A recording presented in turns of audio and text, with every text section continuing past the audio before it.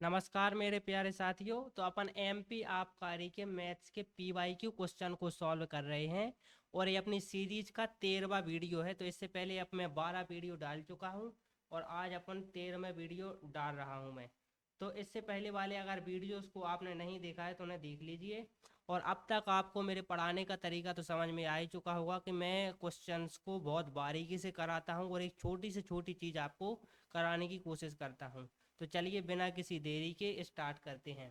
तो देखिए पहला क्वेश्चन दिया गया है कि एक समबाहु त्रिभुज का क्षेत्रफल 12√3 मीटर स्क्वायर है, तो इसकी ऊंचाई का मान ज्ञात कीजिए। तो मेरे भाई ये सबसे इम्पोर्टेंट क्वेश्चन है और ये क्वेश्चन मुझे लगता है कि एक बार फिर रिपीट होगा एग्जाम में।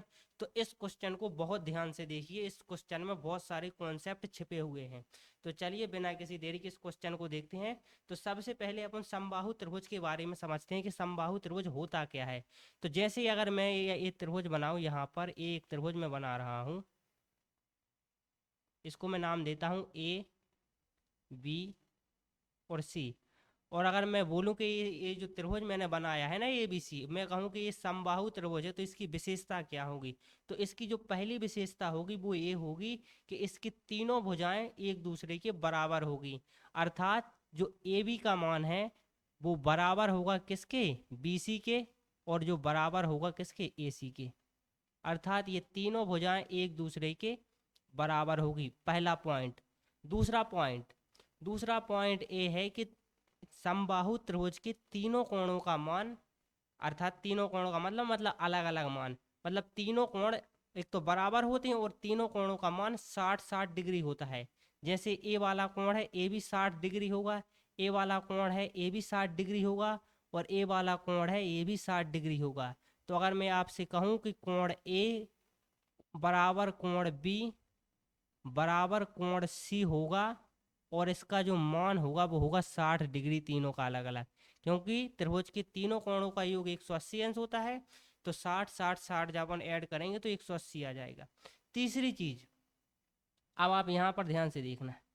तीसरी चीज, अगर एक समबाहु त्रिभुज है, इसका नाम अपन दे रहे हैं ए बी और सी, और यहाँ से अपन इस पर एक एल्टीट्यूड खींचे, एल्टीट्यूड अर्थात लंब, अर्थात 90 डिग्री का कोण यहाँ पर खींचे, 90 डिग्री का।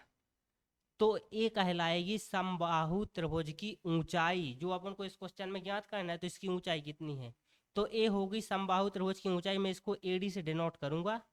और ये जो ऊंचाई है अपन को इस क्वेश्चन में ज्ञात करनी है, ऊंचाई के लिए एक विशेषता और, जितनी लंबाई बी से लेकर डी तक की होगी उतनी ही लंबाई डी से लेकर सी तक की होगी। ये तीसरा पॉइंट, कि जो बी डी बराबर है, बराबर होगा किसके, सी डी के। पॉइंटों को नोट करते जाना। तो मैंने आप ही तक आपको सिर्फ 3 पॉइंट बताए हैं कि ए बी सी की हाइट मतलब बराबर होगी, तीनों कोण बराबर होंगे, और जो बी डी है वो बराबर होगा सी डी के, अगर एक एल्टीट्यूड खींचा जाए। अर्थात इस जो समबाहु त्रिभुज है उसकी जो ऊंचाई होगी वो एडी होगी। अब इस क्वेश्चन को देखिए, दिया गया है कि समबाहु त्रिभुज का क्षेत्रफल 12√3 मीटर स्क्वायर है। तो आप जानते होंगे कि त्रिभुज के क्षेत्रफल का फॉर्मूला क्या होता है। तो आप कहोगे कि मुझे समबाहु त्रिभुज के क्षेत्रफल का फॉर्मूला पता है, तो मैं कहूँगा कौन सा है। तो आप कहोगे कि समबाहु त्रिभुज का जो फॉर्मूला आपने मुझे को बताया है वो होता है, समबाहु त्रिभुज का होता है, आई एम सॉरी, समकोण त्रिभुज का फॉर्मूला, आई एम सॉरी, समकोण त्रिभुज का फॉर्मूला आपको पता होगा। और वो आपको पता होगा क्या, समकोण त्रिभुज का, त्रिभुज के क्षेत्रफल का फॉर्मूला आपको पता होगा, 1/2 गुणे आधार गुणे ऊंचाई। मैं कहूँगा बिल्कुल ठीक। तो क्या इस फॉर्मूले को अपन समबाहु त्रिभुज पर अप्लाई कर सकते हैं। तो मैं कहूँगा बिल्कुल, समबाहु त्रिभुज के लिए इसका फॉर्मूला हो जाएगा कि समबाहु त्रिभुज के क्षेत्रफल का फॉर्मूला होगा सेम, 1/2। अब इसकी आधार और ऊंचाई नहीं यहाँ पर अपन लेंगे, यहाँ पर अपन इसका लेंगे क्या, तो क्या इसको लेंगे कोई भी एक भुजा, तो भुजा का स्क्वायर अर्थात ए स्क्वायर, अर्थात भुजा गुणे भुजा। और अपन लेंगे कि इनके बीच का जो कोण है दो भुजाओं के बीच का वो कितना है, तो आप कहोगे कि साइन 60 डिग्री है। तो ये होगा समबाहु त्रिभुज के क्षेत्रफल का फॉर्मूला 1/2 ए स्क्वायर साइन 60। और अपन इसको आगे भी सॉल्व कर सकते हैं। जब इसको आगे सॉल्व करेंगे तो 1/2 ए स्क्वायर साइन 60 का मान होता है √3/2। तो यहाँ से अगर इसको और सॉल्व करना चाहें तो यहाँ से निकल के आएगा 1/2 नहीं 1/4 हो जाएगा, और 1/4 यहाँ पर आ जाएगा √3 और ए स्क्वायर। तो √3/4 ए स्क्वायर समबाहु त्रिभुज के क्षेत्रफल का फॉर्मूला होता है। और जहाँ पर ए क्या है, समबाहु त्रिभुज की भुजा है, और समबाहु त्रिभुज की तीनों भुजाएं बराबर होती हैं। अब आप यहाँ से ध्यान से देखना कि लिखा मैंने समबाहु त्रिभुज का जो क्षेत्रफल दिया गया है वो 12√3 दिया गया है अपन को। ध्यान से देखते रहे ना, इंपॉर्टेंट क्वेश्चन है, बहुत ध्यान से देखना। तो मैं कहूँगा कि 12√3 दिया गया, इससे तुलना करो तो √3/4 ए स्क्वायर। तो √3 से √3 तो अपन यहाँ से काट देंगे। अब जो 4 है इसका 12 में गुणा हो जाएगा, तो जो ए स्क्वायर की अल्टीमेटली वैल्यू आई वो आई 12 चौका 48। जरा इसको और सॉल्व कर लो तो अपन ए बराबर वैल्यू निकालेंगे। तो 16 चौका 48 होता है ना, 16 × 48 होता है, आई एम सॉरी 16 × 48 होता है ना। तो 16 का रूट हो, 16 का जो वर्गमूल होता है वो होता है 4। तो यहाँ से आ जाएगा 4 और 3, तो किसी 3 का तो जोड़ा बन नहीं रहा है, तो ए बराबर आ जाएगा 4√3। तो यहाँ तक आपको कोई दिक्कत नहीं होनी चाहिए, मैंने आपको एक एक पॉइंट बता दिया है। तो समबाहु त्रिभुज की अपन ने एक भुजा निकाल ली, वो कितनी है 4√3।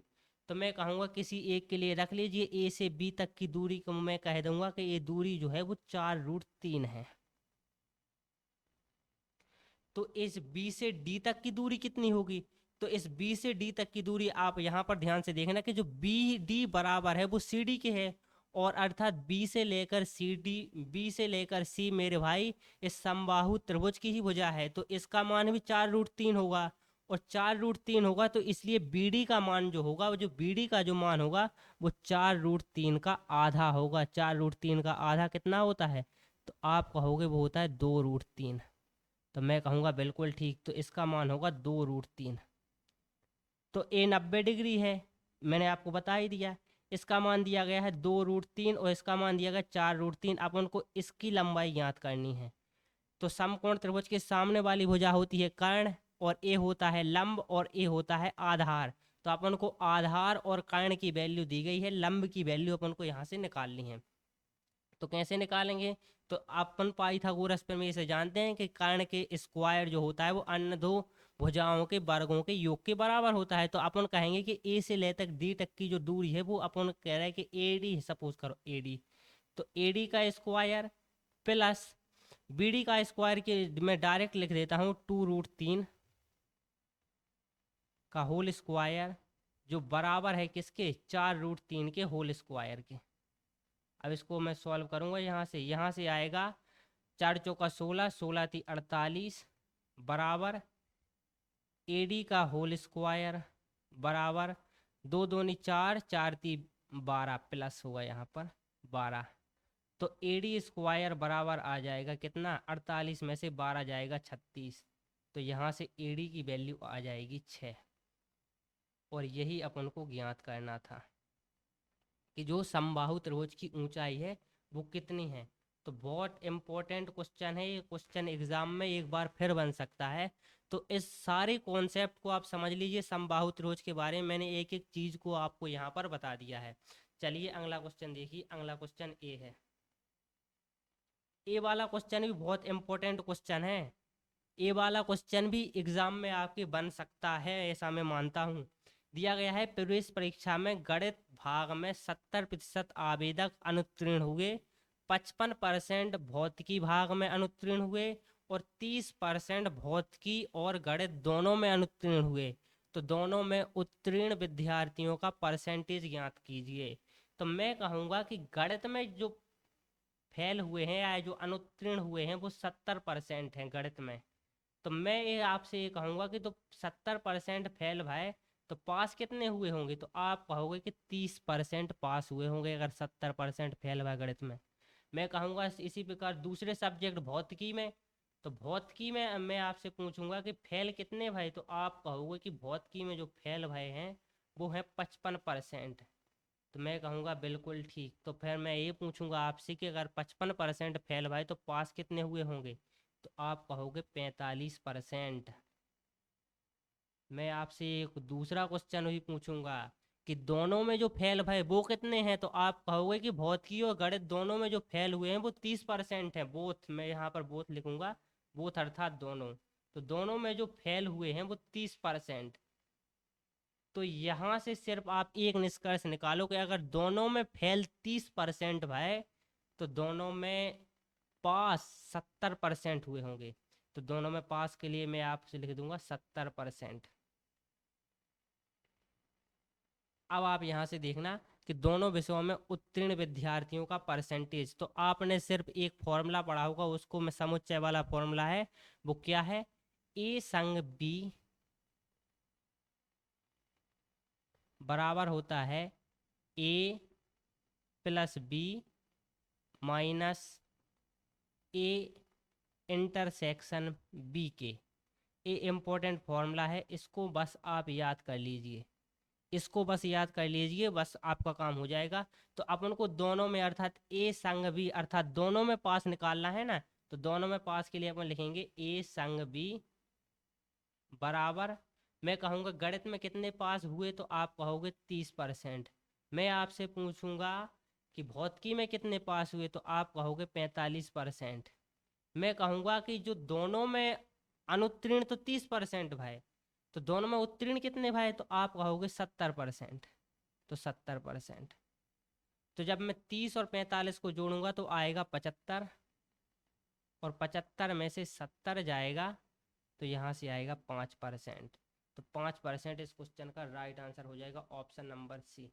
तो इस प्रकार से इस क्वेश्चन को करना था, अच्छा क्वेश्चन है, एग्जाम में बन सकता है। चलिए अगला क्वेश्चन देखिए, ए वाला। ये वाला क्वेश्चन भी बेहतर क्वेश्चन मेरे को लगा, इसलिए मैंने यहाँ पर लिया कि लक्ष्मण एक नाव को धारा के प्रतिकूल 5 घंटे में 50 किलोमीटर और धारा के अनुकूल 3 घंटे में 18 किलोमीटर की दूरी तय कर सकता है, तो शांत पानी में नाव की गति और उस पानी में धारा की गति क्या होगी। तो पहली बात तो मैं आपको बता दूं, ये क्वेश्चन ही गलत है।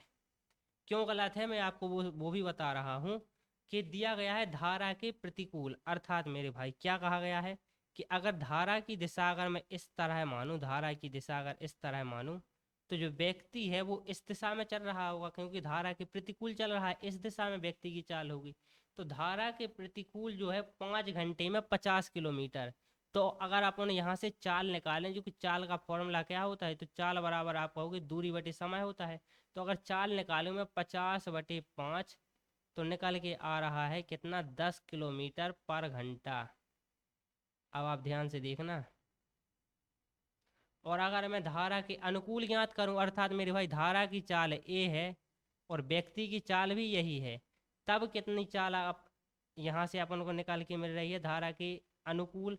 तो धारा के अनुकूल 18 किलोमीटर जाता है, कितने घंटे में, 3 घंटे में। तो यहाँ से जो चाल आई वो आई 6 किलोमीटर प्रति घंटा, जो कि संभव ही नहीं है। क्यों संभव नहीं है, मैं आपको तर्क देता हूँ कि जब वो धारा की विपरीत दिशा में चल रहा होगा, तब धारा जो है मेरे भाई उस पर, धारा की विपरीत दिशा में चल रहा है तो स्पीड कम होगी, क्योंकि धारा इस दिशा में चल रही है, आदमी इस दिशा में चल रहा है, लेकिन उस स्थिति में चाल तो 10 किलोमीटर आ रही, अर्थात ज़्यादा आ रही। और जब व्यक्ति धारा ही की दिशा में चल रहा होगा तब उसकी स्पीड धारा की जब विपरीत चल रहा होगा तब से ज़्यादा होनी चाहिए, लेकिन यहाँ पर 6 आ रहा है। तो ये क्वेश्चन ही गलत है। लेकिन अगर अपन को ऑप्शन के अकॉर्डिंग इसका आंसर चाहिए तो वो आप निकाल लीजिए। वो कैसे निकाल सकते हैं अपन, कि धारा के प्रतिकूल a माइनस बी, तो a माइनस बी बराबर अपन से दिया गया है 10 किलोमीटर प्रति घंटा, और a प्लस बी जब धारा के अनुकूल चलता है तब दिया गया है 6 किलोमीटर प्रति घंटा। तो इसको सॉल्व कर लीजिए, तो 2a बराबर आएगा, 2a बराबर जब इन दोनों को जोड़ेंगे तो आएगा 10 और 6 16, और a बराबर आएगा 8।